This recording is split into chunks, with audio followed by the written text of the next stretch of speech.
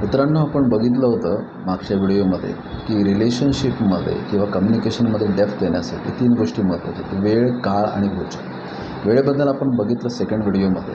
आता या आजच्या थर्ड व्हिडिओमध्ये मी तुम्हाला काळाबद्दल बोलणार आहे. आता काळ म्हटल्यानंतर थोडं आपल्याला टेन्शन येतं. काळ म्हणजे काय की फेज, ज्या फेजमधून तुम्ही जातात आणि दुसरी व्यक्ती जात आहे. बऱ्याच वेळेला काय असतं, वयाचा जो गॅप असतो, म्हणजे पॅरेंट चाइल्ड कम्युनिकेशनमध्ये पॅरेंट स्वतःच्या अँगलने त्या पर्टिक्युलर इश्यूकडे बघत असतो आणि तो त्याच्या फेजमधून त्याला समजवण्याचा प्रयत्न करत असतो. पण मुलांच्या लेवलला जाऊन त्यांना समजावणं ही एक कला आहे.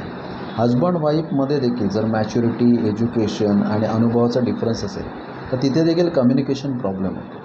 मग अशा वेळेला तुम्ही एखाद्या थेरपिस्टची, काउन्सिलरची मदत घेऊ शकता किंवा एखाद्या थर्ड पर्सनची मदत घेऊ शकता. त्याचबरोबर काळामध्ये तुम्ही बघाल तर तुम्हाला जो शब्दांचा प्रयोग आहे, बरोबर आहे ना, किंवा ज्या पद्धतीने व्होकॅब्लरी मिसिंग असेल तरी देखील कम्युनिकेशनमध्ये प्रॉब्लेम होतो. कारण प्रत्येक व्होकॅब्लरी प्रत्येक एजला वेगवेगळी असते. जसं सिनियर सिटीजन असेल तर त्याची व्होकॅब्लरी वेगळी आहे. ॲडल्ट फेजमध्ये 40मधल्या व्यक्तीची व्होकॅब्लरी वेगळी आहे. 25-30मधल्या व्यक्तीची व्होकॅब्लरी वेगळी आहे. त्याचबरोबर एकदम टीन एजमध्ये व्होकॅब्लरी वेगळी आहे. तर या सगळ्यांचं भान ठेवून त्याच्याशी कम्युनिकेट करणं मला वाटतं खूप महत्त्वाचं आहे.